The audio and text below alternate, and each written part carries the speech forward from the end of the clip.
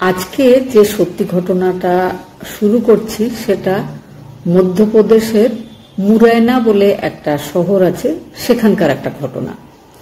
মুরায়নাতে একজন ধনী বিজনেসম্যান থাকতেন, তার নাম ছিল পদম সিং লোধি। তো পদম সিং লোধির একমাত্র ছেলে অভিষেক কুমার লোধি। তার বয়স ছিল 25 বছর।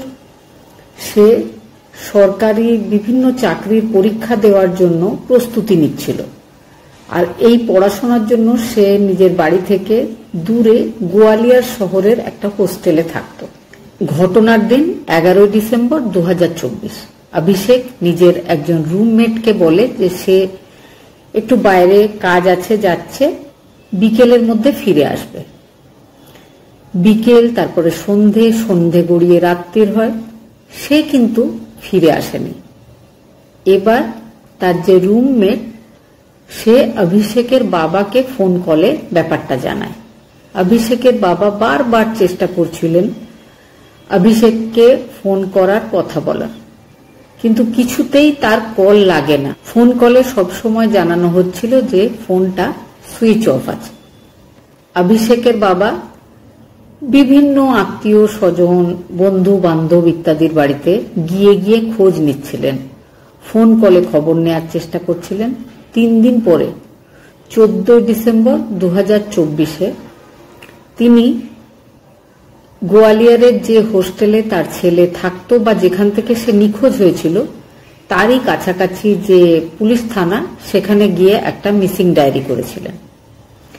পুলিশ কিন্তু ব্যাপারটাকে খুব একটা সিরিয়াসলি নেয়নি, কিন্তু ছেলেটার একটা ফটো পুলিশ স্টেশনে রেখে দিয়েছিল। সিরিয়াসলি না নেওয়ার একটাই কারণ, পুলিশের মনে হয়েছিল যে 25 বছর বয়সী একজন ছেলে, তো সে নিশ্চয় বন্ধু বান্ধবের সাথে কোথাও বেড়াতে গেছে, অথবা তার কোনো না কোনো গার্লফ্রেন্ড থাকবে অবশ্যই, তার সাথে সে বাড়িতে কাউকে কিছু না বলে হয়তো বেড়াতে চলে গিয়ে থাকবে। এদিকে 14 তারিখেই অন্য একটা এরিয়াতে, মহাদেবপুরা বলে একটা জায়গা, সেই জায়গাটা ডিমনি থানার অন্তর্গত একটা এরিয়া, এখানের একটা নদীতে একটা বডি ভেসে থাকতে দেখা যায়। সেখানকার পুলিশ টিম যায়, সেই পুলিশ স্টেশনেও কিন্তু অভিষেকের একটা ফটো পাঠিয়ে দেওয়া হয়েছিল। তাদের ওই বডিটা দেখে মনে হয়েছিল যে এটা অভিষেক সিং লোধির বডি। তো অভিষেকের বাবা যে পুলিশ স্টেশনে গিয়ে ডায়েরি করেছিলেন, সেই থানায় জানিয়ে দেওয়া হয়। সেই থানা থেকে অভিষেকের বাবাকে কল করে জানানো হয় যে হয়তো আপনার ছেলে মারা গেছে, আপনি একবার এসে বডিটা দেখুন, শনাক্ত করুন। তো তার বাবা বলে, না, আমার ছেলে বেঁচে আছে। পুলিশ টিম বলে যে আমরা যে একটা বডি পেয়েছি সেটা দেখে মনে হচ্ছে ওটা আপনার ছেলে। ভদ্রলোক বলেন, না, আমার ছেলের ফোন থেকে একটা হোয়াটসঅ্যাপে মেসেজ এসেছে, সেই মেসেজে কেউ একজন আমার ছেলেকে কিডন্যাপ করেছে বলেই জানিয়েছে, আর বলেছে ছেলেকে যদি সুরক্ষিত ফেরত পেতে চাই তাহলে ইমিডিয়েটলি 20 লাখ টাকা তাদের বলে দেওয়া জায়গায় পৌঁছে দিতে হবে। পুলিশ বলে সবই ঠিক আছে, কিন্তু আপনি একবার সময় বের করে প্লিজ এসে বডিটা দেখে যান, কারণ আমাদের মনে হচ্ছে যে ওটা আপনার ছেলেরই বডি। অভিষেকের বাবা আর অভিষেকের মা দুজনেই চলে যায় সেই বডিটা দেখার উদ্দেশ্যে। দেখেই অভিষেকের বাবা বুঝতে পারেন যে ওটাই তার ছেলে। অভিষেকের মা আর অভিষেকের বাবা একমাত্র ছেলেকে হারিয়ে কান্নাকাটি শুরু করে। মিসিং ডায়েরি থেকে কেসটা ঘুরে যায় মার্ডারের দিকে। এবার পুলিশকে খুঁজতে হবে যে অভিষেকের মার্ডারটা কে করেছিল, কি কারণে করেছিল। অভিষেকের কল ডিটেল বের করা হয়, অভিষেকের ফোনের লোকেশনগুলো বের করা হয় যে কখন কখন সে কোথায় কোথায় ছিল। কল ডিটেল দেখে বোঝা যায় অভিষেক গোয়ালিয়রে থাকতো, কিন্তু ঘটনার দিন সে নিজের বন্ধুকে বলেছিল যে সে একটা বিশেষ কাজে যাচ্ছে। সে বিশেষ কাজে কিন্তু যেখানে তার বাড়ি মানে মুরায়না, সেখানে গেছিল। এবার যখন তার লাস্ট কল চেক করা হয় তখন দেখা যায় সেটা কাজল রাজপুত নামের কোনো মেয়ের সাথে সে কথা বলেছিল। কাজল রাজপুতকে পুলিশ টিম যায়, অ্যারেস্ট করে নেয়। কাজল গোয়ালিয়রে থাকে, তার মা বাবা নেই, সে মামা বাড়িতে মানুষ হয়েছে মামা মামির কাছে ছোট থেকেই। গত 1 মাস ধরে তার সাথে অভিষেকের একটা বন্ধুত্ব বা ফোন কলে বা চ্যাটিং এ বন্ধুত্ব। তাকে যখন পুলিশ জোর দিয়ে জিজ্ঞাসাবাদ করে তখন যে ব্যাপারটা সামনে আসে সেটা আমি এবার বলবো। অভিষেক হলো একজন স্টুডেন্ট।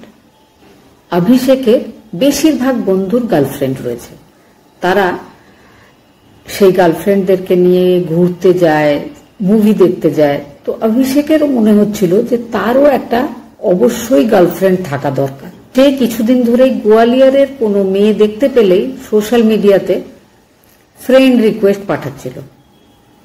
এমন ভাবেই 1 মাস আগে সে কাজলকে একটা রিকোয়েস্ট পাঠিয়েছিল। কাজল সেই রিকোয়েস্ট অ্যাকসেপ্টও করেছিল। তারপরে দুজনের মধ্যে চ্যাটিং হয়, ফোন নম্বর আদান প্রদান হয়। ঘটনার দিন কাজল তাকে ফোন করে মুরায়নাতে ডেকেছিল। তারা দুজনেই কিন্তু গোয়ালিয়রে থাকতো, তাহলে মুরায়নাতে ডেকেছিল কেন? কাজল অভিষেককে বলেছিল যে তার এক বান্ধবী আছে, তার রুমটা ফাঁকা থাকবে, সে একটা বিশেষ কাজে অন্য কোথাও যাবে। তো সেই ঘটনার দিন মানে 11 ডিসেম্বর যদি অভিষেক গোয়ালিয়র থেকে মুরায়নাতে যেতে পারে, তো তার বন্ধুর যে ঘরটা আছে সেই ফাঁকা ঘরে তারা দুজনে একান্তে গল্প করতে পারবে, সময় কাটাতে পারবে। এই কথাটা শুনে অভিষেক এত খুশি হয় যে তার গার্লফ্রেন্ড নতুন যে তৈরি হয়েছে সে তাকে একা দেখা করতে ডাকছে, এর থেকে ভালো তো আর কিছু হতে পারে না। সেই জন্য সে রেডি হয়ে বন্ধুকে বলে চলে আসে। আরো একটা ব্যাপার বলে রাখি, কাজল বলেছিল এই ঘটনার সাথে জড়িয়ে আছে তার বয়ফ্রেন্ড মুকেশ কুমার লোধি। আর বয়ফ্রেন্ড একটা বিবাহিত মহিলার সাথে লিভ ইনে রয়েছে, তার নাম হচ্ছে শশী। শশীর 1 বছর আগে বিয়ে হয়েছিল, কিন্তু সে হাজবেন্ডের সাথে থাকে না, সে মুকেশ কুমারের সাথে থাকে। মুকেশ নিজের বেশিরভাগ টাকা নিজের লিভ ইন পার্টনার শশী বা নিজের নতুন তৈরি প্রেমিকা কাজল, এই দুজনের উপরেই খরচ করে। সেই দুজন খুব আনন্দে মুকেশের সাথে সময় কাটায়। তারা 3 জনে অনেক সময় একসঙ্গেও সময় কাটায়।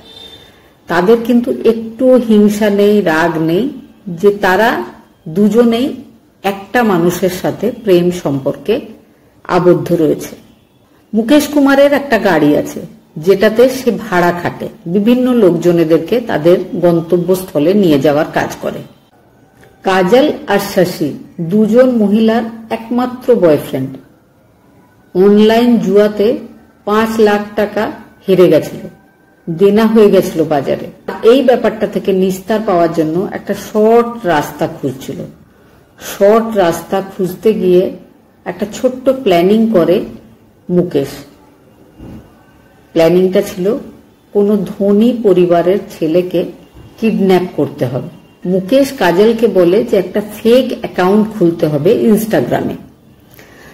তো বিভিন্ন ছেলেদের সাথে, বিশেষ করে ধনী পরিবারের ছেলেদের সাথে বন্ধুত্ব করতে হবে, আর এই কাজটা করবে কাজল। বন্ধুত্ব করার পরে তাকে দেখা করার জন্য ডাকতে হবে।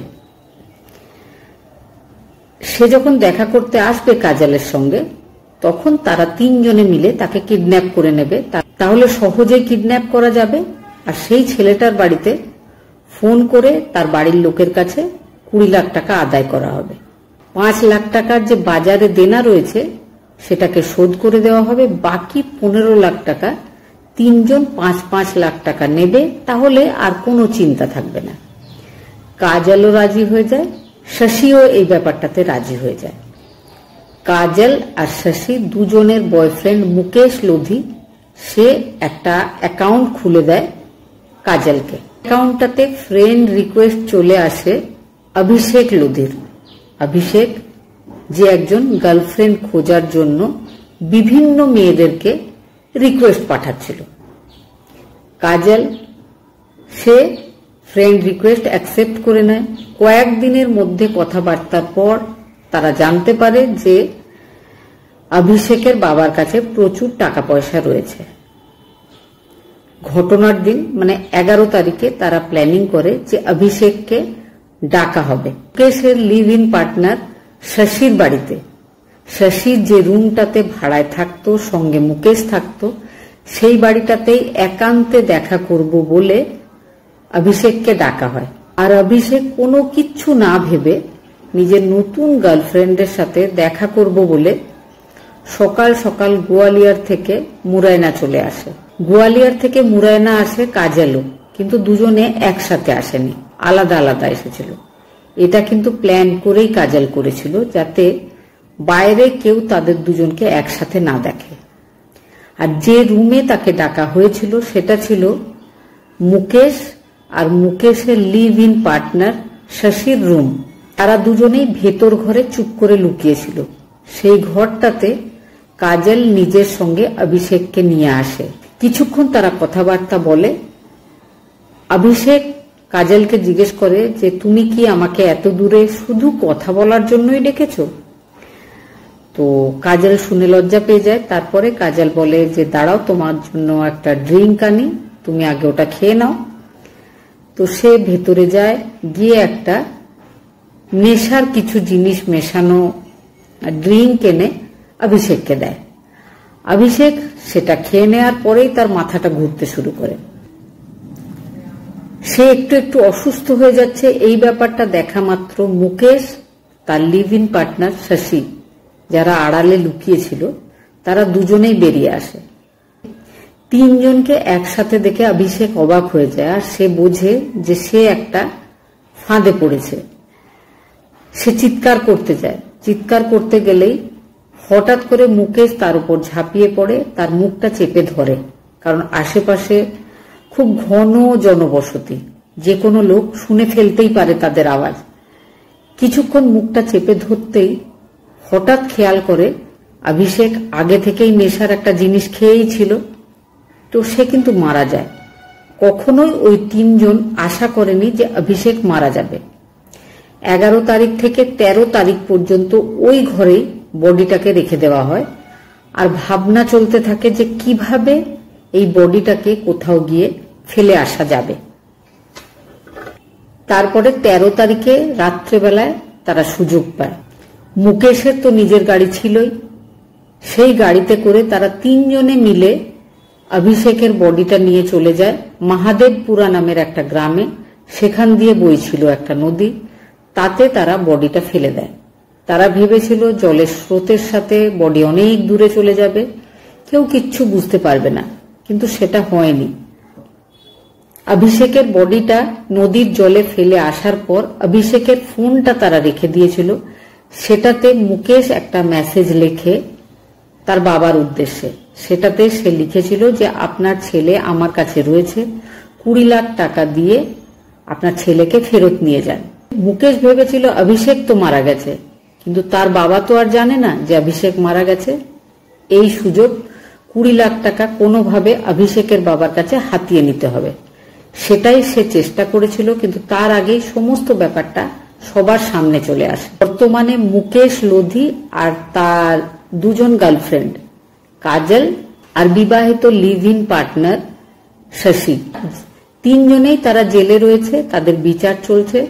এই ঘটনাটা শুনে আপনাদের কেমন লাগলো অবশ্যই কমেন্টে জানাতে ভুলবেন না।